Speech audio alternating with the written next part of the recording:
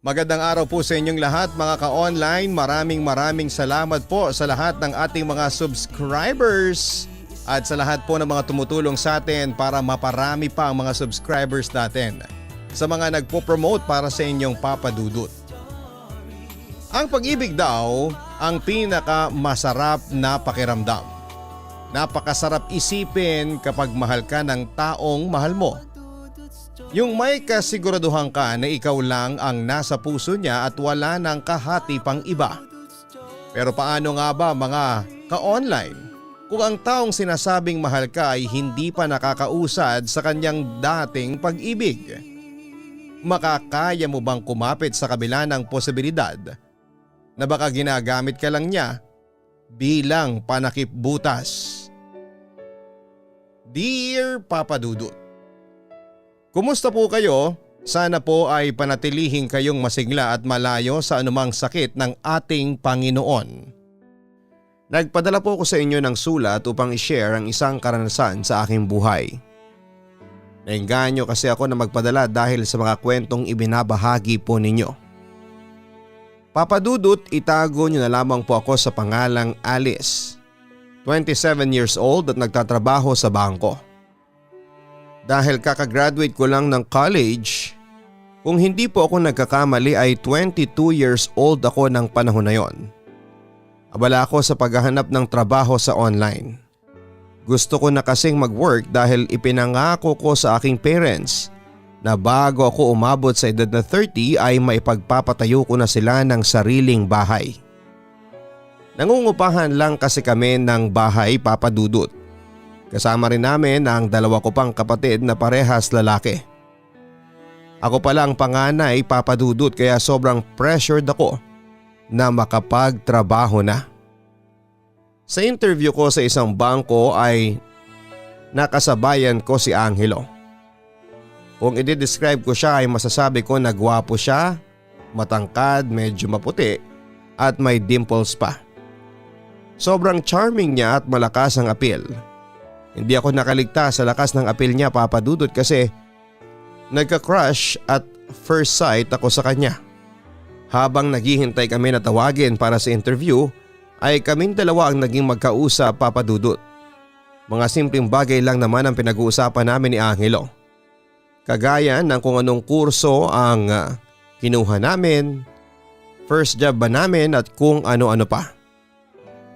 Naunang tawagin si Angelo at pagkatapos niya ay sumunod naman ako. Nalungkot ako kasi alam kong hindi ako tanggap. Ang sabi kasi ay tatawagan na lamang ako. Paglabas ko ng office kung saan naganap ang interview ay nakita ko pa si Angelo sa labas. May kausap siya sa phone. "Oh babe, for requirements na ako. Mag-aasikaso na kagad ako para maipasa ko na. I love you babe." Masayang sabi ni Angelo sa kausap niya sa phone. Ouch, Papa Dudut. May girlfriend na pala ang crush ko. Umasa pa naman ako na kaya siya nasa labas ay dahil hinihintay niya ako, pero naantala lang yata ang pag-alis niya para kausapin ang girlfriend niya.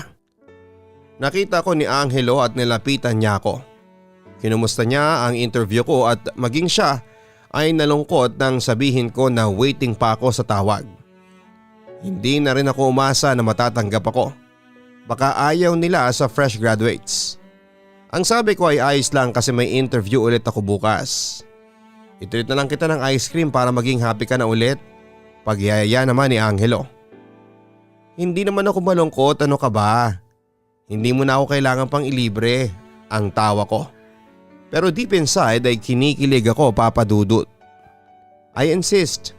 Sige na. May malapit na fast food dito na masarap ang ice cream. Doon na lang tayo kasi wala akong pera. Sige na. Pamimilit niya. Wag na, baka magalit pa ang girlfriend mo. Ayaw ko na mag-away kayo ng dahil lang sa akin. Tugon ko. Paano mo nalaman na may girlfriend ako? Wala naman akong sinasabi sa'yo. Nagtatakang sabi niya. Narinig kaya kitang kausap siya. Hoy, hindi ko sinasadyang marinig ha. Ang lakas lang kasi ng boses mo. Pagdedepensa ko naman. Sorry, sobrang saya ko lang kasi naibalita sa kanya na for requirements na ako at soon ay magkakaroon na ulit ako ng trabaho. Pero huwag kang mag-alala. kasi hindi yun magagalit. Very secured siya sa akin. Saka friends na tayo, walang mali siya kung ililibre kita ng ice cream. Nakangiting saad naman ni Angelo. Ouch again, Papa Dudut. #friendzone. Ano ba kasi ang aasahan ko sa isang may girlfriend na, hindi ba? Friendly lang siguro si Angelo but in the end ay sumama na rin ako sa kanya para mag-ice cream. Sinamahan na rin niya ng fries at inilibre niya ako at habang inuubos namin sa loob ng fast food restaurant ang ice cream at fries ay napag-usapan namin ang girlfriend niya. Matagal na pala sila. 5 years na. Nakita ko kung gaano ka-in love si Angelo habang nagkikwento. Ayon sa kanya ay matagal na silang hindi nagkakasama ng girlfriend niya. Busy raw kasi masyado sa pagtatrabaho bilang isang nurse tapos ay nagtitake pa ng master's degree. Ikaw ba? Kumusta kayo ng boyfriend mo? Tanong ni Angelo pagkatapos. Single ako at 3 years na. Nakafocus kasi ako sa paghahanap ng work eh.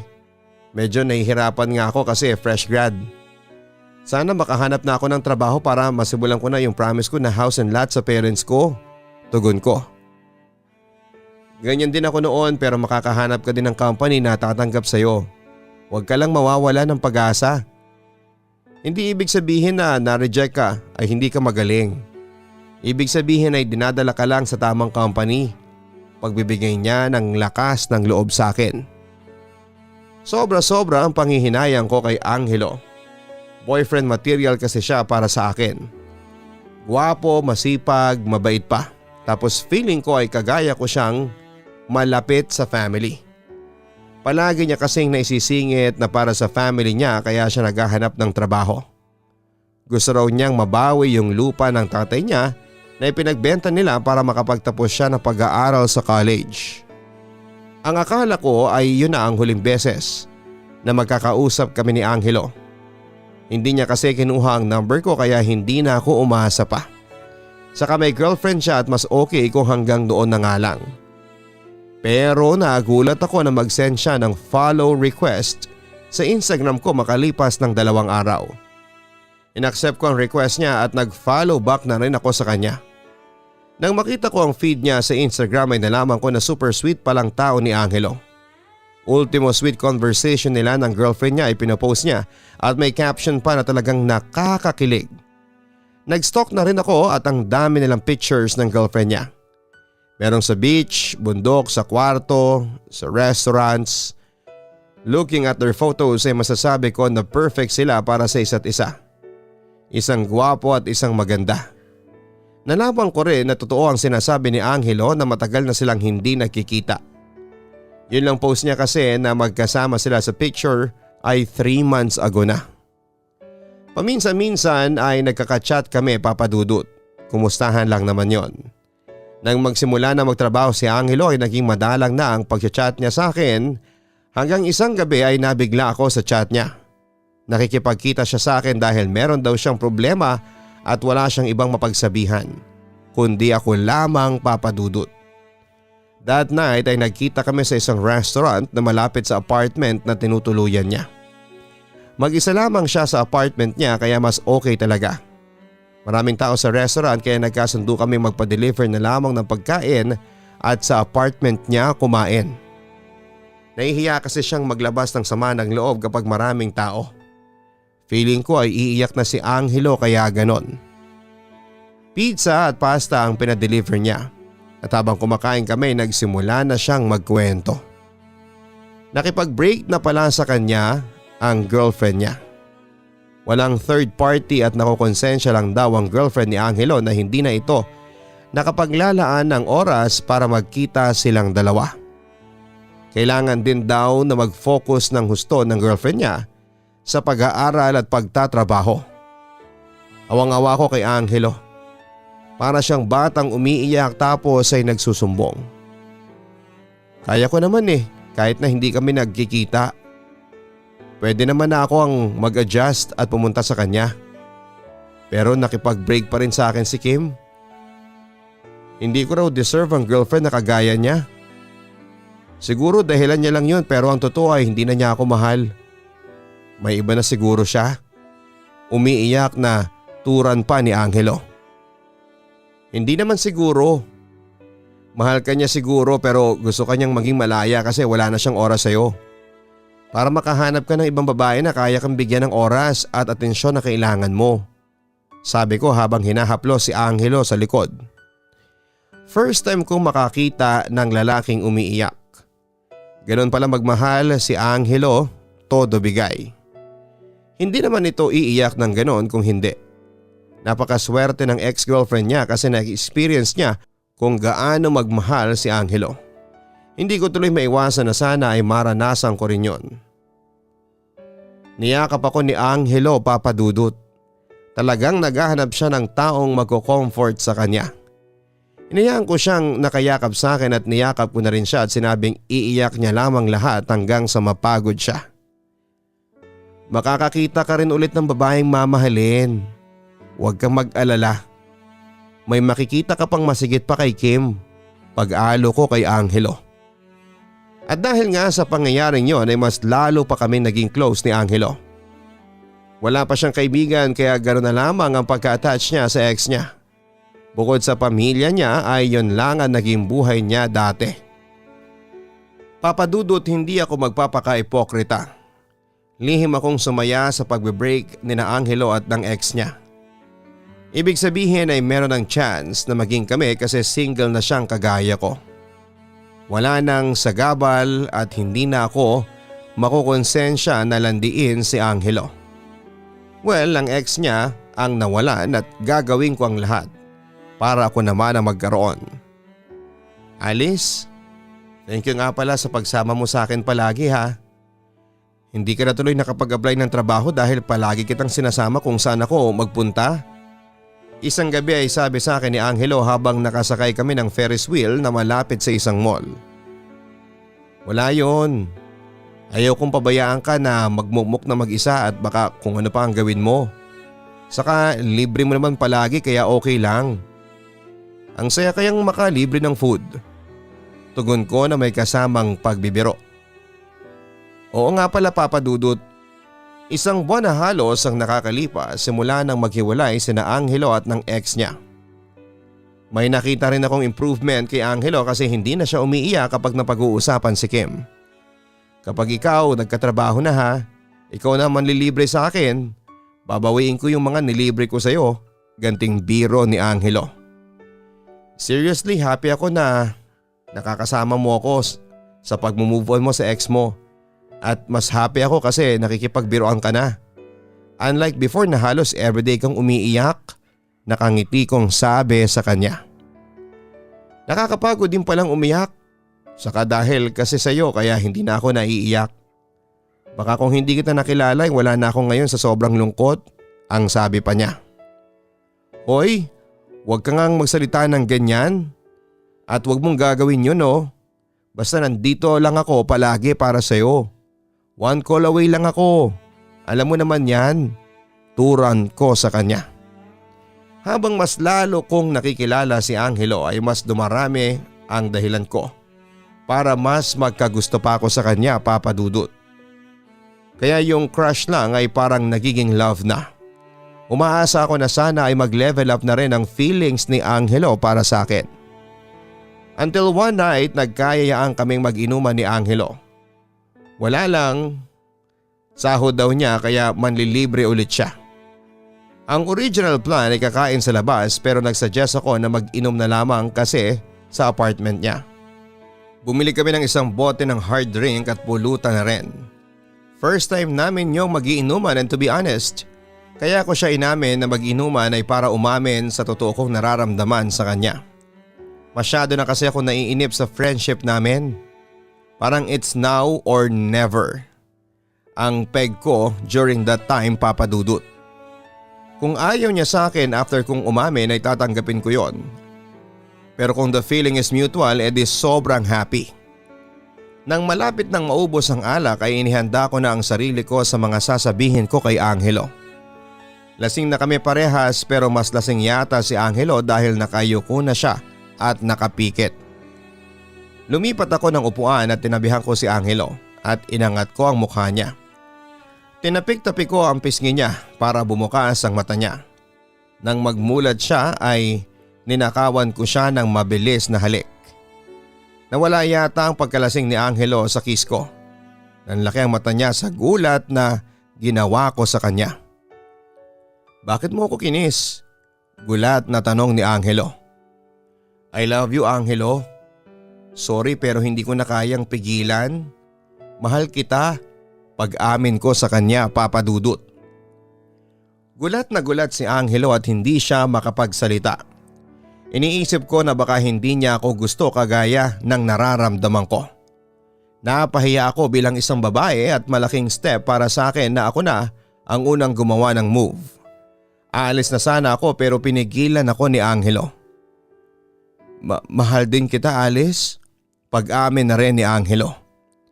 Yun na yata ang pinakamasaya at nakakakilig na gabi sa buong buhay ko, Papa Dudut. Sobrang bilis man ang pangyayari ay hindi ko yon iniisip, Papa Dudut. Ang importante ay kami na ni Angelo. Papa Dudut, naging kami na nga ni Angelo ng gabing yon at merong nangyari sa amin. Siguro dahil sa kalasingan o dahil sa way yon para maiparamdam namin ang love namin sa isa't isa. Hindi na rin niya ako hinayaang makauwi at doon ako natulog sa apartment niya. Magkatabi kami sa higaan at pagkagising ko ay wala akong ginawa kundi ang titigan si Angelo habang natutulog. Hindi kasi ako makapaniwala na boyfriend ko na siya. Ang unang buwan namin bilang magkasintahan ang pinakamasaya. Mas madalas na kaming magkasama at tinutulungan niya ako sa paghahanap ng trabaho. Doon ko naranasan na mabigyan ng flowers and chocolates na hindi nagawa ng ex ko. Minsan ay tinatanong ko ang sarili ko na ganon rin kaya kasaya si Kim noong sila pa. Napakalaki nang nawala sa kanya pero nagpapasalamat pa rin ako sa kanya na nakipag-break siya kay Angelo, at least ay naging kami ni Angelo. Binigyan ako ni Angelo ng duplicate key sa apartment niya para anytime ay makakapunta ako doon. Sa ginawa niyang yon ay mas lalo ako nagtiwala sa kanya. Kaya tuwing weekend ay nagpupunta ako sa apartment niya nang hindi ako nagsasabi. Nagugulat na lamang siya na pumapasok akong bigla. Makalipas ang ilang buwan ay nagkaroon na rin ako ng work sa isang bangko kaya nabawasan ang araw na kami ay nagkikita. Kung noon ay nakakapagkita pa kami pagka-out niya sa trabaho ay hindi na namin yon nagagawa. Wala na kasi akong energy na makipagkita sa kanya pagkatapos ng trabaho. Mas gusto ko na lamang na umuwi ng bahay at magpahinga. Sa video call na lang kami nagkakausap ni Angelo, every Sunday kami nakikita. Nakakalungkot pero ganun talaga. Hindi naman pwede na hindi na ako magtrabaho para lamang lagi kaming magkasama. Sayang lang ang perang ginastos ng parents ko sa pag-aaral ko kung gano'n ang aking gagawin. Nakaugalian ko na bago ako matulog sa gabi ay nakikipag-video call ako kay Angelo. Isang gabi ay hindi ko siya matawagan. Kapag sinusubukan ko siyang tawagan ay palaging nakalagay ang Angelo is on another call. Ang ibig sabihin ay may iba siyang kausap. Naghintay ako ng kalahating oras saka ulit ako tumawag pero ganun pa rin. Doon ako medyo nag-isip ng kung ano-ano. Hindi na ako mapakali at inisip ko na may ibang babaeng kausap si Angelo. Iba rin talaga kapag babayang nagkaroon ng kutob. Nag-chat na lang ako kay Angelo, natutulog na ako kasi hindi ko siya matawagan. Pipikit pa lamang ako ay bigla siyang tumawag. Tinanong ko sa kanya kung sino ang kausap niya at ang sabi niya ay katrabaho niya at merong lang problema. Naglabas lang daw ng sama ng loob sa kanya dahil sa medyo bad trip ako ay nawalan ako ng ganang kausapin siya, Papa Dudut, noon. Tinapos ko na kaagad ang pag-uusap namin at hindi na ako nakatulog sa pag-iisip. May bumubulong sa likod ng utak ko na hindi nagsasabi ng totoo si Angelo. Wala pa siyang record sa akin ng pagsisinungaling at baka yun na ang kauna-unahang beses. Ang unang taong pumasok sa utak ko na pwedeng kausapin ni Angelo ay si Kim. Chinek ko ang IG ni Angelo at tinignan ang pictures nila ni Kim na magkasama at pagkatapos ay tinignan ko ang IG ni Kim pero naka-private. Maswerte ako na nakalagay doon ang buong pangalan ni Kim. Sinearch ko ang pangalan niya sa Facebook at may isa siyang story na nakapublic. Nakalagay doon ang screenshot habang meron itong ka-video call. May takip na sticker na heart ang mukha ng lalaking ka-video call ni Kim. Pero alam kong si Angelo ang lalaking yon. May nakasulat pa sa ibaba na thank you for still being there for me. Nanlamig ang buo kong katawan at bumilis ang paghinga ko, Papa Dudut. Alam ko na kaagad na nagsisinungaling si Angelo sa akin. Ini-screenshot ko ang story na yon ni Kim. Mabuti na yung may katibayan bago ko siya kausapin tungkol doon. Habang hinihintay kong mag-Sunday ay wala akong gana sa lahat ng aking ginagawa, Papa Dudut. Hindi ko pa kasi sinasabi kay Angelo na alam kong si Kim ang kausap niya ng gabing hindi ko siya matawagan. Gusto ko kasi na sa personal ko siya i-comfort, Papa Dudut. Pagsapit ng Sunday ay nagpunta ako sa apartment ni Angelo. Umaga ako pumunta at natutulog pa siya. Nagluto muna ako ng breakfast. Sa lahat yata ng nagagalit na girlfriend sa boyfriend ay ako lang ang ipagluluto pa ang boyfriend. Nang magising si Angelo ay inanyayahan ko na siyang mag-breakfast. Siya lang ang kumain dahil ang sabi ko ay busog pa ako. Wala siyang kaalam-alam na tsumetsyempo lamang ako para ungkatin ang pagsisinungaling niya. Kailan mo pala naging katrabaho si Kim? Yung ex mo? Tanong ko sa gitna ng pag-inom niya ng kape. Hindi ko katrabaho si Kim. Nurse yun, hindi ba? Sa ospital siya nagtatrabaho at hindi sa bangko. Ano bang sinasabi mo? Natatawa niyang sagot. Ang sabi mo kasi ay katrabaho mo ang kausap mo nung isang gabi na hindi kita makausap. Tugon ko sabay lapag ng cellphone ko sa harapan niya. Naroon ang screenshot story ni Kim sa Facebook. Ikaw yung ka-video call niya, Angelo. Kahit takpan pa niya ng napakalaking sticker ang mukha mo ay makikilala pa rin kita. Mataas na ang boses ko sa pagkakasabi noon. Yumuko si Angelo na parang nahihiyang salubungin ang tingin ko. Sorry, tama ka. Si Kim nga ang kausap ko. Ayokong sabihin sa'yo kasi alam ko na magagalit at magsiselos ka.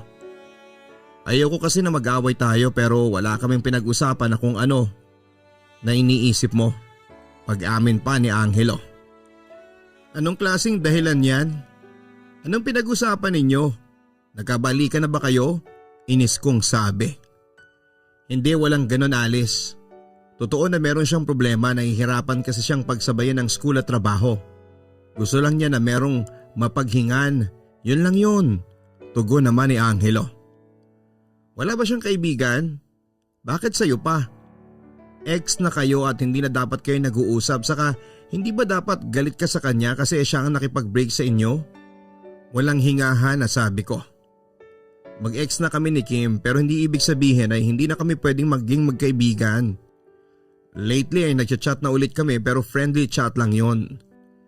May pinagsamahan rin kami nung tao. Sinasabi ko na sa iyo eh. At baka kapag ikaw pang nakaalam ay magagalit ka ulit kagaya ngayon. Mahabang paliwanag naman ni Angelo. Sigurista ako, Papa Dudut, kaya kahit na hindi ko ugaling makialam ng cellphone ng boyfriend ko ay nakikialam na ako. Binasa ko ang lahat ng chat ni na Angelo at Kim at simula nang muli silang mag-chat. Napatunayan naman ni Angelo na friendly chat lang ang lahat ng pag-uusap nila ng ex niya. Para naghahanap lang talaga si Kim ng makakausap kasi mukhang stress na siya sa trabaho at sa buhay niya. Walang kaselos-selos kaya humupa kahit paano ang galit ko. Nagsorry ako nang ibalik ko kay Angelo ang cellphone niya. Sana sa susunod ay magsabi ka na sa akin. Hindi ako magagalit ng ganun kung nagsasabi ka na nagkakachat kayo ni Kim. Nagdududa patuloy ako sa'yo. Ang sabi ko naman kay Angelo. Sorry na. Hayaan mo at simula ngayon ay sasabihin ko na sa'yo lahat-lahat. Lalo na kapag tungkol kay Kim. Huwag ka nang magalit please. Nagpa-cute siya at natawa naman ako. Alam ko naman na hindi si Angelo ang klase ng lalaki na manloloko, Papa Dudut. Matino siya, siguro nga ay natakot lang talaga siya na magalit ako kapag sinabi niya na magkausap sila ni Kim. Sa pagiging honest ni Angelo ay mas lalo niyang nakuha ang tiwala ko. Kahit pa magkausap sila ni Kim 24 hours ay walang kaso sa akin. Ganon ako katiwala at secured sa kanya, Papa Dudut. Ngunit hindi ko alam na yun na pala ang magiging simula ng mas malaking problema sa relasyon namin. Simula kasi nang sabihin kong walang problema sa akin na mag-usap ulit sila ng ex niya, ay parang naging abusado si Angelo. May mga pagkakataon na magkasama nga kami pero tutok siya sa cellphone niya sa kakachat kay Kim. Minsan pa nga ay biglang tatawag si Kim at lalayo si Angelo sa akin bago yun sagutin. Naiinis ako sa ganon. Isang araw na nga lang sa isang linggo kaming magkasama tapos merong pang nakikisingit. Kapag nagkikwentuhan kami tungkol sa isang bagay o lugar ay madalas niyang isinisingit si Kim. Katulad ng sinabi kong gusto ko nang kapag nakaipon kami ay pupunta kami ng Siargao. Ang sabi ni Angelo ay dream destination daw yon ni Kim. Kapag pagkain naman ang usapan, palagi niyang nasasabi na magaling magluto si Kim. Bukang bibig niya palagi si Kim at naiinsulto ako kapag ganon. Hindi ko na lang sinasabi sa kanya at baka pag-awayan pa naming dalawa. Minsan nga ay hindi na ako nakatiis. Kumakain kami sa labas ni Angelo isang tanghali. Nakapatong sa table ang cellphone niya kaya nang tumawag si Kim para makipag-video call ay nakita ko kaagad. Inunahan ko na si Angelo sa pagkuha ng phone niya at ako nang sumagot. Nagulat si Kim nang ako ang bumulaga sa screen niya imbis na si Angelo. Hi, sorry kung nagulat kita ha. By the way, ako nga pala si Alice, girlfriend ni Angelo. Pagpapakilala ko. Fake ang ngiti ko sa kanya kasi pinipigil ko ang inis ko. Hello, nice to meet you. Nahihiyang sagot naman ni Kim. Kumakain kasi kami, hindi naman siguro emergency ang dahilan kung bakit ka tumatawag, hindi ba? Pwedeng after ng date namin ka tumawag sa boyfriend ko? Turan ko pa sa kanya. Okay, I'm sorry. Hindi kasi sinabi ni Angelo na magkasama kayong dalawa. Tugon pa ni Kim. Hindi na ako nagsalita pa at in-end ko na ang video call. Akala ko ba busy ang ex mo? Bakit ang daming time para makipag-video call sa'yo? Hindi ko na naitago ang inis ko sa pagtatanong ko kay Angelo. Ngayon lang ulit siya tumawag sa akin. Bakit mo naman ginawa yun? Nakakahiya sa tao. Medyo inis na rin si Angelo. Sa akin hindi ka ba nahihiya? Oo, sinabi ko na okay lang na makipag-usap ka kay Kim pero ilugar mo naman Angelo. Parang nananadya na siya Kung kailan magkasama tayo saka mangiistorbo. Galit na sabi ko. Hindi ako ang klase ng girlfriend na silosa at nangaaway ng basta-basta na lamang, Papa Dudut. Kahit tanungin pa ang mga naging ex ko. Pero naging ganon ako nang si Angelo ang boyfriend ko. Kung dati ay ayos lang sa akin ang pakikipagkaibigan ni Angelo sa ex niya. Pero nang nagtagal ay hindi na, Papa Dudut. Nagkaroon ako ng hinala na baka hindi pa talaga nakakapag-move on si Angelo kay Kim. Baka mahal pa niya ang ex niya at ginawa niya akong rebound para makalimot siya sa sakit. Kasi kung ako ang tatanungin, kung sinaktan ako ng isang tao ay hindi ko na kaya pang makipagkaibigan sa kanya. Mapapatawad ko siguro siya pero hanggang doon lang yon. Hindi kagaya ni Angelo na halos ilang linggo lang ay magkaibigan na sila agad ng ex niya. Nabigyan ko na tuloy ng mali siya ang pakikipagkaibigan ni Angelo kay Kim. Halos mamatay ako sa inis kapag alam ko na magka-chat sila. Ayoko naman na palagi kami nag-aaway kaya madalas ay nananahimik na lamang ako, Papa Dudut, at sinasabi ko sa sarili ko na paranoid lang ako. Iniisip ko na magkaibigan lamang sila at wala akong dapat na ipag-alala. Naging observant ako sa mga kinikilos ni Angelo, Papa Dudut. Ang akala niya yata ay tanggap ko na ang friendship nila ni Kim dahil palagi akong nananahimik sa tuwing ka-chat o kausap niya sa phone ng ex niya. Ang hindi niya alam ay pinag-aaralan ko ang bawat reaksyon niya. Yung ngiti niya habang binabasa ang reply ni Kim. Bakit hindi ko ma-unlock itong phone mo? Nag-iba ka ng password? Usisa ko kay Angelo. Nasa apartment niya kami. Binago ko na. Palagi mo na kasing pinagkikialaman ng phone ko Malamig niyang tugon. Doon na ako talaga nagduda kay Angelo. Meron siyang tinatago sa akin at meron siyang hindi sinasabi, Papa Dudut. Isang gabi na hindi ako makatulog ay naisipan kong i-stalk ang Facebook ni Kim. Tumaas ang isang kilay ko nang mapansin ko na puro tungkol sa second chance ang sinishare niya. Siyempre nagkaroon ako ng hinala na si Angelo ang tinutukoy niya sa mga shared post niya. Babae ako at alam ko kapag nagpo-post ng ganon ang kapwa ko babae ay merong ibig sabihin yon. Hindi magpo-post si Kim ng ganon going out of boredom. Sa pag-stalk ko pa ay may shinare din si Kim na isang picture nila ni Angelo 5 years ago. May 3 pulang heart sa caption. Binasa ko ang comment, mga kaibigan yata nilang dalawa. Magbalikan na kasi kayo, comment ng isa. I agree, comeback na yan, sang-ayon pa ng isa. Hindi ko na tinapos ang pagbabasa ng mga comment at ayokong magpalamon ng sobra sa selos at inis, Papa Dudut. Ano bang nangyayari sa inyo ni Kim? Seryosong tanong ko kay Angelo. Tinawagan ko kaagad siya pagkakita ko sa mga post ni Kim. Yan ka na naman Alice eh.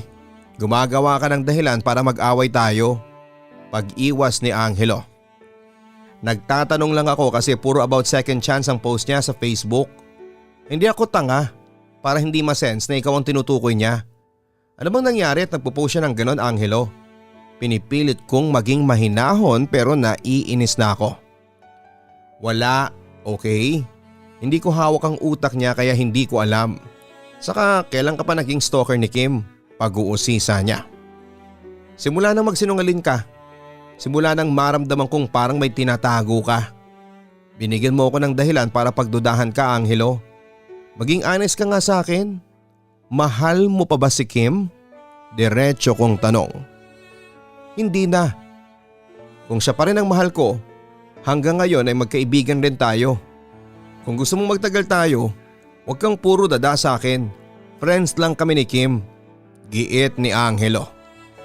Hindi ko na kayang maniwala sa mga sinasabi niya, Papa Dudut. Ibang-iba na ang sinasabi niya sa mga kinikilos niya. Sa totoo lang ay gusto ko lang i-chat si Kim ng sandaling yon para tanungin mismo sa kanya kung ano bang nangyayari sa kanila ni Angelo. Inunahan lang ako ng hiya at takot na magsumbong si Kim sa boyfriend ko. For sure magagalit si Angelo kapag ginawa ko yon. Papa Dudut, manhid ba si Angelo? Hindi ko kasi maintindihan kung bakit hindi niya magawang idistansya ang sarili kay Kim kahit alam niya na nasasaktan na ako. Parang feeling ko kapag pinapili ko siya kung si Kim o ako ay si Kim ang pipiliin niya. Sa mga nangyari ay inakala kong hindi na kami aabot ni Angelo sa amin 6th monthsary pero umabot kami sa awa ng Diyos. Yun nga lang madalas akong nagdududa at nagsiselos dahil sa ex niya. Saan ka pupunta? Bis na bis ka. Tanong ko kay Angelo pagpasok ko sa apartment niya. May pupuntahan akong birthday party. Birthday ngayon ng nanay ni Kim. Sagot niya. May lakad ka pala pero hindi ka nagsabi. Alam ko na. Magpapaalam ka kapag nandun ka na. Bumili pa ako ng cake para sa celebration ng monthsary natin. Saka monthsary natin ngayon Angelo. Naiirat akong binagsak sa lamesa ang cake. Hindi ako buong araw sa kanila. Pwede tayong mag-celebrate mamayang gabi. Sagot naman niya. Okay, papayagan kita na pumunta kina Kim pero sasama ako sa iyo. Pwede na hindi ako sasama pero dito ka lang sa apartment. Mamili ka na lang, ang sabi ko. Alam mo ang controlling mo na Alice. Hindi ko naranasan ng ganyan kay Kim. Inis niyang sambit. Wow, ikumpara ba ako sa ex niyang nakipag-break kasi walang time sa kanya? Tapos nung break na saka nagka-time na halos araw-araw magka-video call? Nangaasar kong sagot. Walang nagawa si Angelo kundi ang isama ako sa birthday party ng nanay ni Kim. Mas lalo tuloy ako nagselos kasi invited pa rin si Angelo kahit na wala na sila ni Kim. Sa bagay 5 years naging sila, baka naging close na rin si Angelo sa pamilya ng ex niya. Pero kahit na Papa Dudut, mali pa rin ang ginawa ni Angelo na hindi siya nagpaalam sa akin.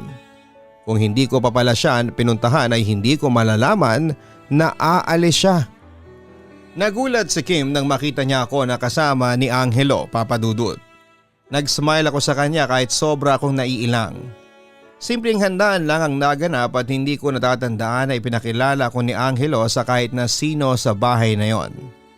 Nasa isang sulok lamang ako habang masayang kakwentuhan ni Angelo ang nanay ni Kim. Sobrang close nila Papa Dudut at sobrang komportable ni Angelo sa nanay ng ex niya. Maya-maya inaya na kaming kumain at katabi ko sa upuan si Angelo pero bigla siyang hinila ng nanay ni Kim. "Pahiram muna kay Angelo ha?" Nakangiting tura ng nanay ni Kim. "Sige po, walang problema." Magalang kong turan. Sinundan ko sila ng tingin at parang gusto kong magwala nang pumasok si Angelo sa isang kwarto kasama ang nanay ni Kim at si Kim mismo. Ang tagal pa nilang lumabas at nag-alangan akong tumayo at katukin sila. Magmumukha akong bastos kapag ganon. Maya-maya ay lumabas na silang tatlo at napansin ko na namumula ang mata ni na Kim at ni Angelo. Para silang umiyak at bumalik si Angelo sa tabi ko habang si Kim ay hindi ko alam kung saan nagpunta. "Anong ginawa ninyo sa loob?" Usisa ko. Nanginginig na ang boses ko noon, Papa Dudut. Wala, matipid na sagot naman ni Angelo. Pinaglololoko ako ni Angelo. Anong wala, halos kalahating oras silang tatlo tapos paglabas ay namumugto na ang mata niya sa kanang ex niya. Umuwi kami ng apartment pagkatapos naming kumain. Wala kaming imika ni Angelo at gusto ko siyang i-confront sa kung ano ba talaga ang nangyari nang pumasok sila sa kwarto pero nagdadalawang isip ako. Mukha kasing wala sa mood si Angelo, baka hindi magandang resulta kung pag-uusapan namin yun ngayon. Sa ibang araw na lamang siguro. Inilabas ko na lamang ang cake na dala ko kanina mula sa ref at binuksan ko at sinindihan ang kandila. "Happy 6 months Angelo," sabi ko habang dala ang cake. Mag-isa kong hinipan ang kandila at wala akong nakuhang sagot kay Angelo. Para siyang wala sa sarili na nakatingin sa akin. "Angelo, may problema ba?" Tanong ko. "Alice, may gusto akong sabihin sa'yo," aniya. Mukhang kinakabahan si Angelo. "Hindi ba ang sabi ko sa'yo ay hindi na ako magsisinungaling sa'yo? Sorry kung hindi ko natupad kasi maraming beses na ako nagsinungaling nang hindi mo alam. Hindi na kasi kaya ng konsensya ko Naiiyak na sabi pa niya. "Ano ba yon? Diretsahin mo nga ako." Tanong ko kahit ang totoo ay meron na akong ideya kung ano ang sasabihin ni Angelo. "Mahal ko pa rin si Kim. Ang totoo ay nabigla lang ako nung maging tayo.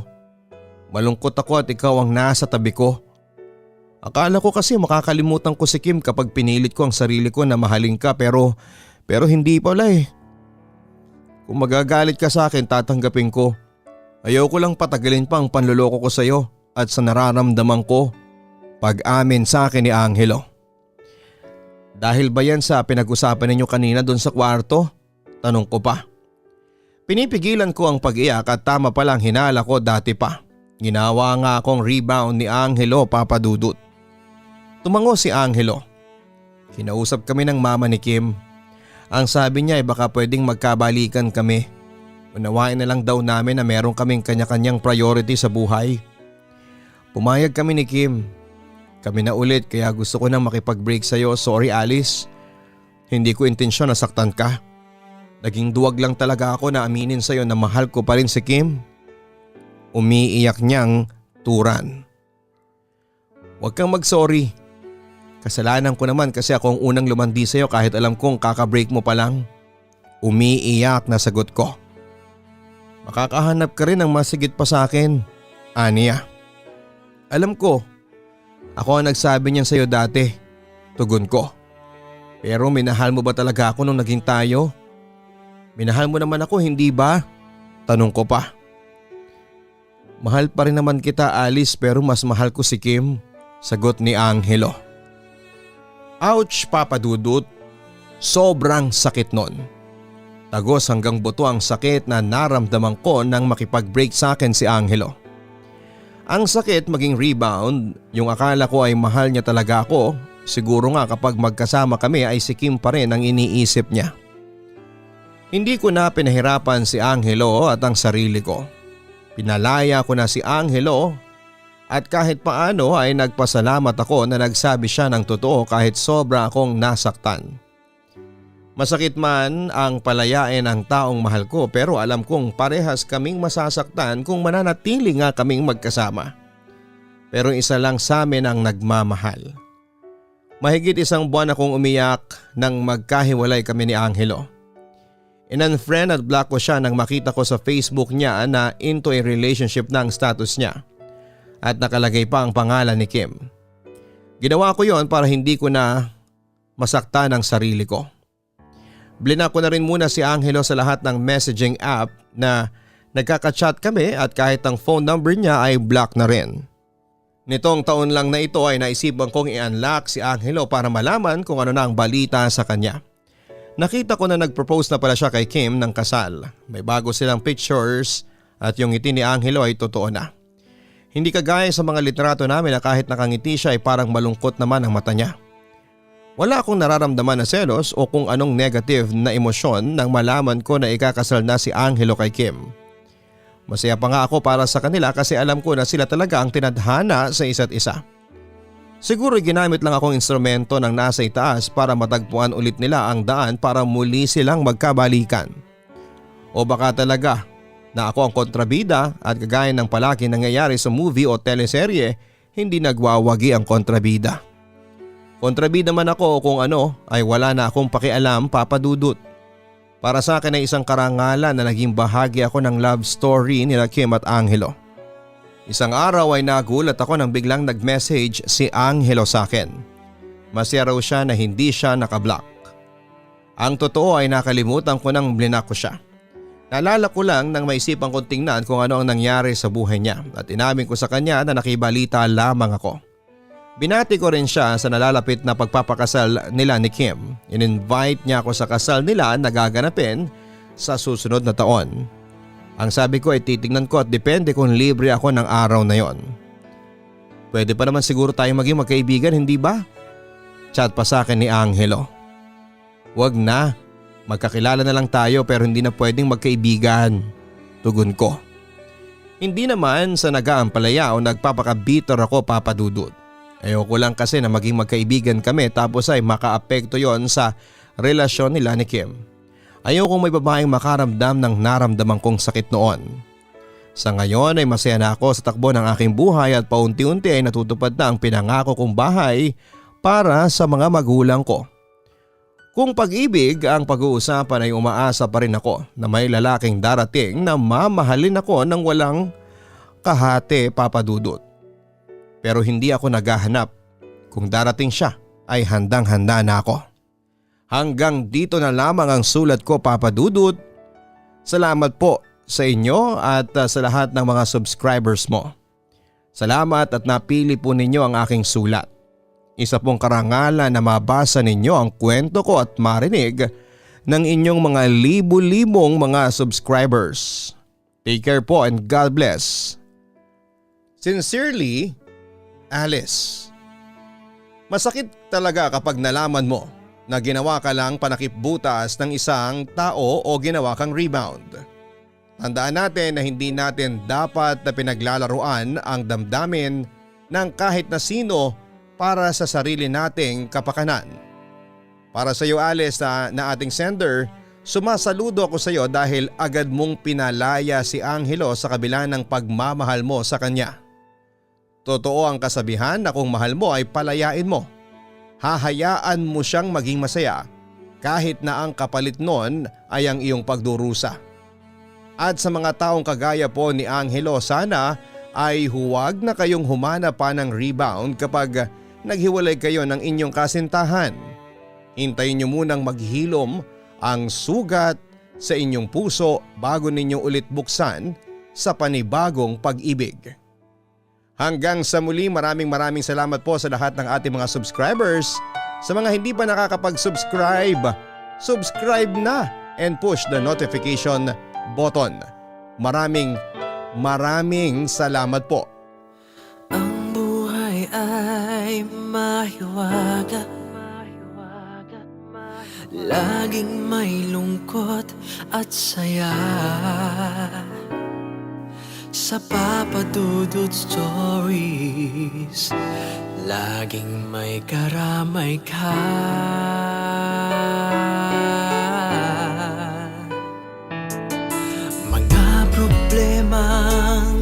buhay bigat,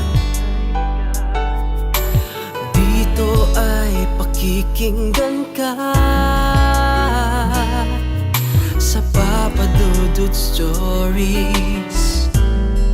Kami ay iyong kasama dito sa Papa Dudut Stories. Ikaw ay hindi nag-iisa.